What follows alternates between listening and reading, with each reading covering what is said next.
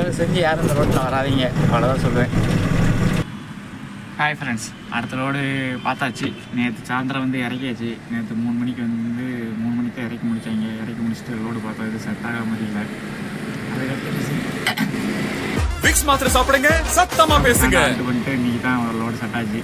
எங்கன்னு பார்த்தீங்கன்னா ஹைதராபாத்லேருந்து நம்ம குண்டூருக்கு வேண்டான்னு சொன்னேன், இருந்தாலும் கேட்காது நம்மளால். என்ன செய்ய பார்ப்போம். அங்கே தான் போகணும், வாடகை நல்லா இருக்குன்ட்டாரு. 2 டென்னு வேறு, ஒரு அழுத்த அழுத்திட வேண்டி தான். ஜம்முன்னு இப்போ ரிங்க ரோட்டில் போய்கிட்டு இருக்கோம். சங்காரெட்டி மும்பை ரோட்டில் போய் லோடு ஏற்ற வேண்டியது. ஃப்ளிப்கார்ட் குடோன்னு போடுறது, ஃப்ளிப்கார்ட் குடோன்னு தான். நாங்கள் போயிட்டு ஃப்ளிப்கார்ட் குடோனில் ஏற்றிட்டு கிளம்புவோம். ரிங்க ரோட்டில் இந்த பராமரிப்புக்கு தான் காசு. எவ்வளோ அழகாக பராமரித்து வச்சுருக்காங்க. அதே மாதிரி காசும் ஒவ்வொரு வண்டி காத்துட்டு விட்டுருக்காங்க.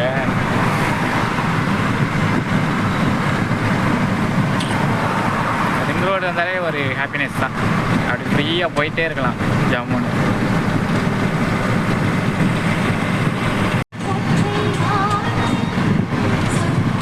பார்த்தீங்களா, இதுதான் ஹைதராபாத்து. என்னடா ஹைதராபாத் எதாவது ரொம்ப பில்டப் பண்ணுறேன்னு நினைப்பீங்க. ஆனால் அந்த உள்ள கேட் எடுத்து உள்ளே போனோமோ பக்காவாக இருக்கும் இந்த ஏரியாவே. மதாப்பூர் ஏரியா ஐடி கம்பெனி தான் ஃபுல் அண்ட் ஃபுல்.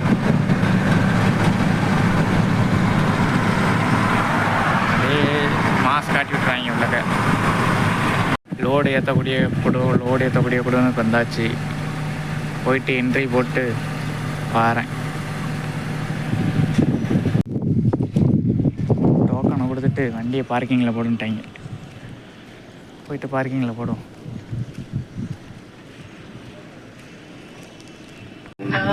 குடோனுக்குள்ளே தான் போய்கிட்டு இருக்கோம்.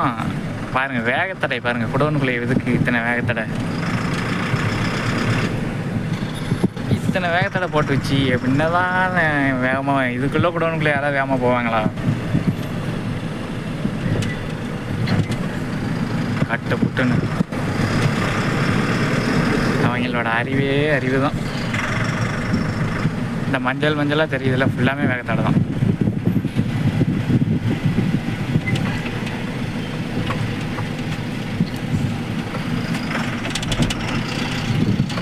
சரிதான், லாஸ்ட் வரைக்கும் காமிச்சிட்டேன். லோடு ஏற்றக்கூடிய பாயிண்டில் போட்டாச்சு. இல்லக்க பிரம்மாண்டமாக இருக்குது.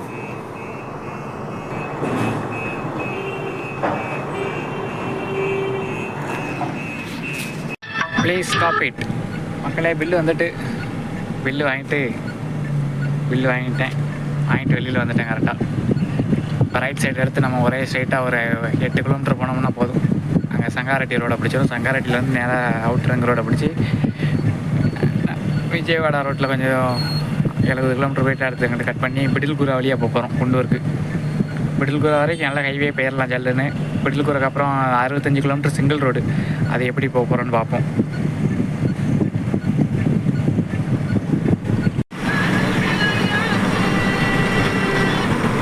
நண்பர்களே, ரிங் ரோடு இறங்கியாச்சு. ரிங் ரோடு இறங்கி போயிட்டுருக்கேன். விடிய நைட்டு போனால் அன்லோட் பண்ணோன்னு சொல்கிறாங்க. தெரியல எந்த அளவுக்கு பாசிபிள்னு. நைட்டு போயிட்டு பார்ப்போம் இறக்குறாங்களா இல்லையான்ட்டு. இறக்குனா சந்தோஷமா. இந்த ரிங் ரோடு இறங்கி அப் அண்ட் டவுன் வரும் பாருங்க. கிடங்கு மோட்டர் ரொம்ப ஜாஸ்தி. வண்டியே கவனமாக தான் கொண்டு வரணும். ஓவர்லோடில் ஏற்றிட்டு வந்தால் டம்முன்னு கெட்டு நாஸ்தி ஆயிடும். ஆமாம், அப்படியே போக கண்டினியூ பண்ணுறேன். ஃப்ரெண்டு ஒருத்தன் கால் பண்ணிகிட்டே இருக்கான், என்னன்னு பேசிட்டா.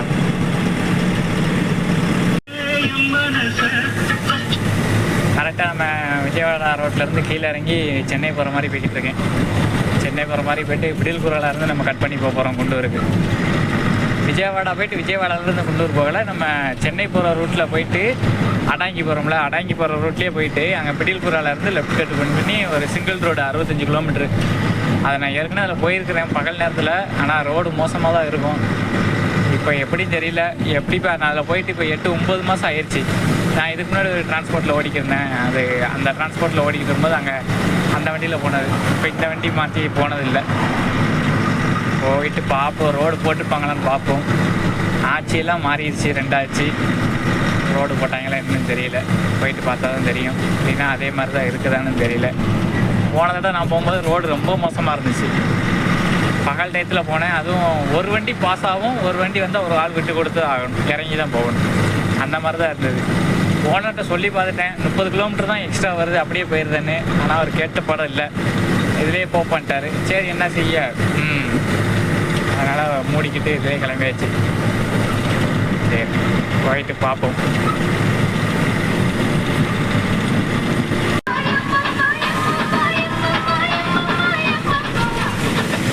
இப்போ கரெக்டாக நம்ம தெலுங்கானா ஆர்டிஓலேருந்து ஆந்திரா வந்தாச்சு. ஆர்டிஓ பாஸ் பண்ணிட்டு வந்தாச்சு. ஆர்டிஓ ஆஃபீஸ் தாண்டி இங்கே போயிட்டுருக்கேன், அந்த ஆற்று பாலத்தில் போயிட்டுருக்கேன். இங்கே ஒருத்தர் இருப்பான், நம்ம வண்டி நிப்பாட்ட மாட்டாங்கன்னா இங்கே ஒருத்தர் இருப்பாங்கன்னா. ஆமாம்,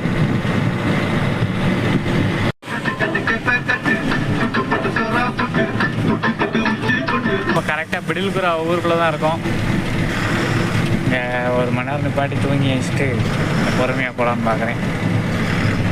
தூக்க வேற கண்ணை கட்டிட்டு பாட்டி கொஞ்சம் தூங்கி எழுந்துச்சு போகல, ஒன்றும் தப்பே கிடையாது.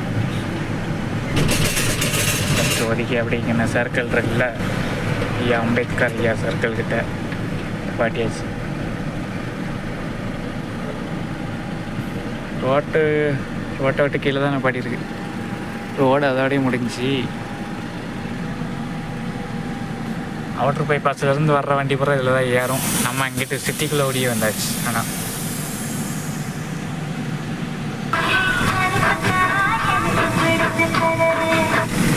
கருப்பு தான் எனக்கு பிடிச்ச கலருன்ட்டு ஒரே கருப்பாக தான் இருக்குது.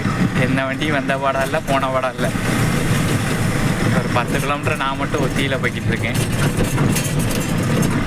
கொஞ்சம் ரிஸ்க்காக தான் இருக்குது. ரோடு கொஞ்சம் ஜோல்டிங் ரோடாக இருந்தாலும் வேகமாக தான் போகிறேன். இருந்தாலும் விலை மதிப்பு இல்லாத பொருட்களில் நம்மகிட்ட இருக்கிறது.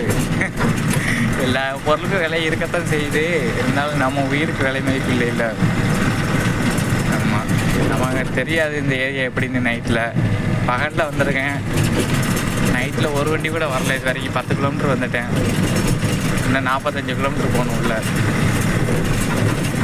அதனால் அடித்து போய்கிட்டு இருக்கிறேன் தடன்னு. ரோடு சரியான மோசமாக இருக்குது.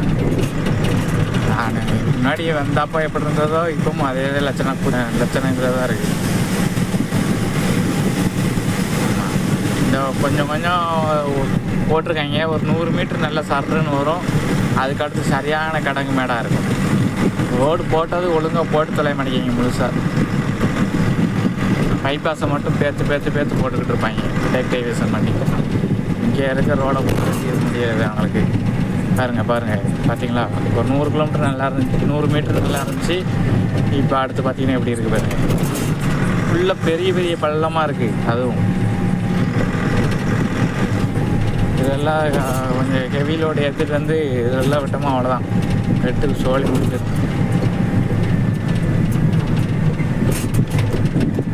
பார்த்து பொறுமையாக தான் போக வேண்டியதாக இருக்குது. மறுபடியும் ரிட்டன் லோடு ஏற்றிட்டு இதே வரமாட்டேறானு. நான் ரிட்டன் போகும்போது விஜயவாடா வழியே போயிடுவேன்றேன். 30 கிலோமீட்டர் தானே எக்ஸ்ட்ரா வருது, அதே போயிடணும். இது வேலைக்காகுது, வண்டி புண்ணா போயிடும் வருது.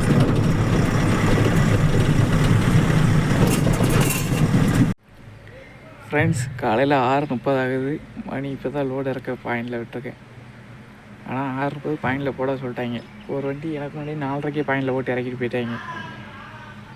அது ரெகுலர் வண்டியா, அது 4:30 வந்து இறக்கிட்டாங்க. நமக்கு 6:30 தான் பாயிண்டில் போட சொன்னோம். பரவாயில்ல, லோடு இருக்கட்டும். ஃப்ரெண்ட்ஸ், காலையில் அழகாக லோடு இறக்கி விட்டாங்க. அவங்க சொன்ன மாதிரி கரெக்டாக 7 மணிக்கு இறக்கி முடிஞ்சு. அவ்வளோதான். இப்போ தான் கொஞ்சம் பசங்க படுத்து தூங்கி வச்சுட்டு மணிக்கு 9 மணி ஆகுது. பாப்போட என்ன லோட் ஆகுதுன்னு.